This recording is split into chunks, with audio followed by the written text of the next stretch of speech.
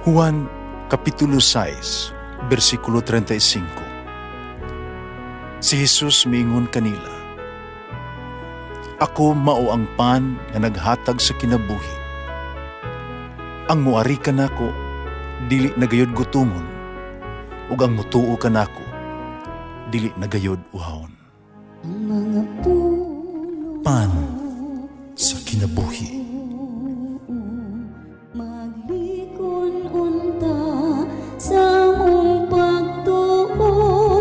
Gagakakabi sa pagtuman sa imong mahal nga kasuguan.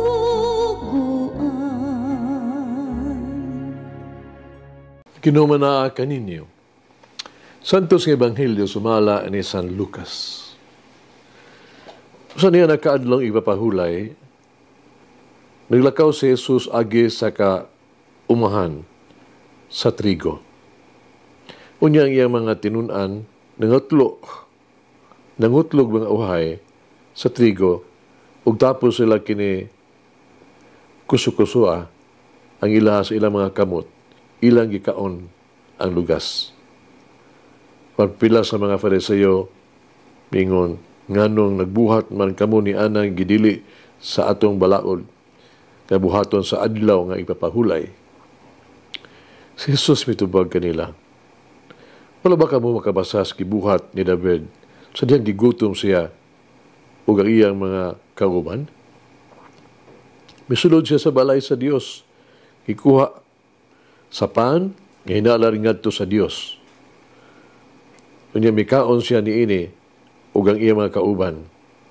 Iya usab nga gihatagan sa pan.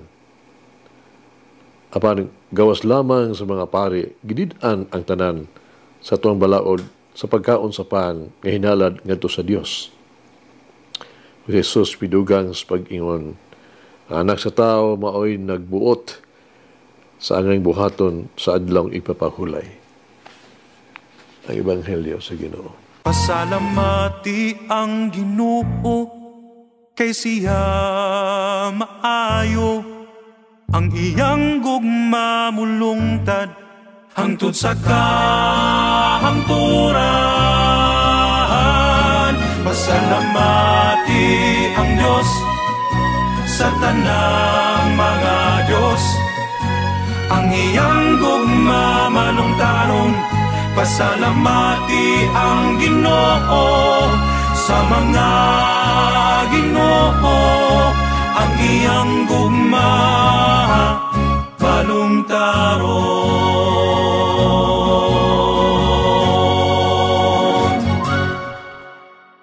Gusto ni Jesus nga ang adlaw ipapahulay, hubaron uban sa kaluoy ug gugma.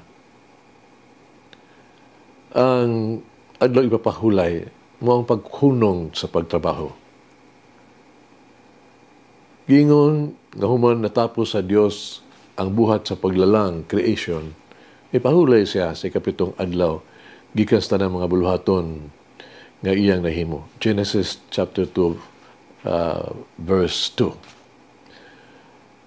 Ang pagbantay sa adlaw ipahulay, ingon o ka pahulayan sa Dios gikan sa buhat sa paglalang.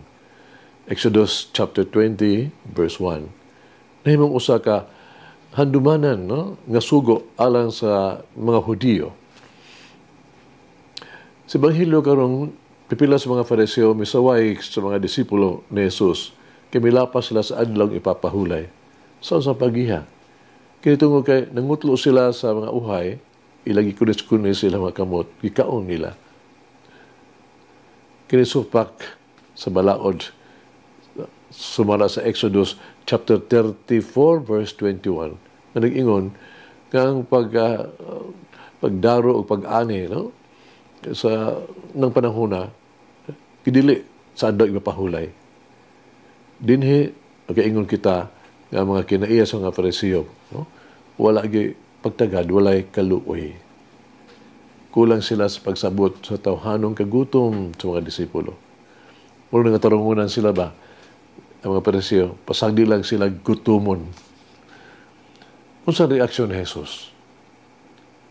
Pahinumduman ni Jesus sila sa kasinatian ni David gikan sa unang basahon ni Samuel kapitulo 21 bersikulo 1 hangtod sa 6. Dinhi si David miadto sa balay sa Dios, mikuha sa pan nga sa halad sa mga pari lamang kasumala sa balaod makakaon o nagigbahin ni ini sa iyang mga kauban. Si Jesus nagtudlo ng sentido komon kinahanglan ipatigbabaw. Walay usa nga kinahanglan yun pero magmakitilik ig utok ba. Walay usa nga kinahanglan nga stricto jud kaayo. Ang usa kinahanglan flexible kita. Ang kinahanglan sa tao mag-una kaysa regulasyon nga balaod. Ang gumang putli no, mas kinahanglan kini kaysa pagtuman o mga seremonyas o protocol. Kaya mga lagda o mga regulasyon gihimo aron sa pag-alagad sa panginahanglan sa mga tao o papauswag sa usa ka tao. Kailangan dili nila iparalisay, no? Hunungon, paralyze, ang tawag mapinanggaong kayong gugma sa pagpaambit. Walay lagda untag yung makapugong kanato sa pagtabang. Walay regulasyon makapugong kanato sa papauswag, no? Pagpreserbar sa kinabuhi sa mga tao. Alang kay Jesus, ang adlaw ipapahulay mo ang pag-alagad sa kalambuan sa kinabuhi sa tao.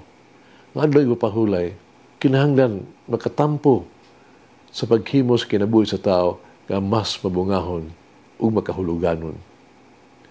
Kini kinahanglan paghimo sa kinabuhi nga sa tao mas dungganon, hingpit nga pag-ugmad ug matunud-anon sa Dios. Labos tanan ng Ginoo sa adlaw ipapahulay.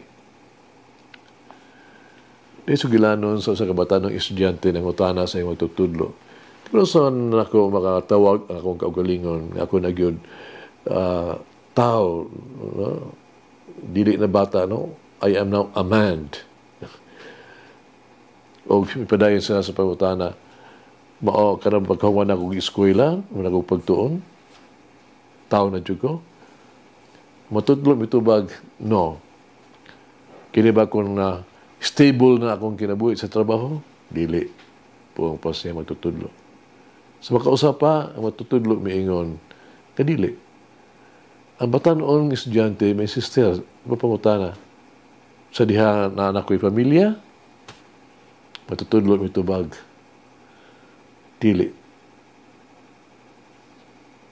Puwang pa niya, ikaw, usa ka tinuod yung, you're a man now, dili na bata.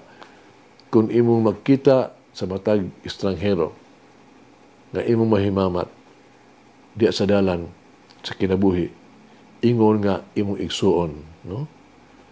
Sa kinabuhi, respeto sa imong isikatao. Mag-ampo kita. Magagahong nga Diyos sa among maluluyon nga amahan, kanunay mo akong gihatagan o gahigayunan. Kanunay kang naghatag ka nako og bag-ong mga oportunidad para makatabang, makaservisyo o mamatud-an ang akong bili. Pasalo ako sa dili pagtubag sa pagpaambit o pagserbisyo. Pasalo ako sa pagpalayo nako sa mga responsibilidad. Ihatag ka nako ang imong grasya o maluluyon nga amahan na bukas ang unang-una sa pagtabang o pag-atiman. Tuloy ako nga andam kanunay pagtabang sa nanginahanglan. Dada ako usab ngadto sa mga tao nga kinahanglan akong huptan og atimanon pag-ayo. Amen. Mama Mary, grant me the grace to reign with Christ by serving Him in my neighbors. Langin ang Diyos mga gahong sa tanan, Amahan, Anak, Espiritu Santo. Amen. May the Lord of the divine mercy bless us all, heal us from all diseases and suffering. Ayun unta niya kita, tanang mga sakit na sa lawas o sa kalag, body and soul. In the name of the Father, the Son, and of the Holy Spirit. Jesus, I trust in you. Amen. Whoever eats the bread of life will never hunger, says the Lord. Kay galaan inyong nabati ang pagpaambit ug hamubong pamalandong sa pulong sa Dios pinaagi sa tulumanon. Pan sa kinabuhi nga gidumala ni Monsignor Daddy Silva. Hangtod na usab sa sunod higayon, daghang salamat.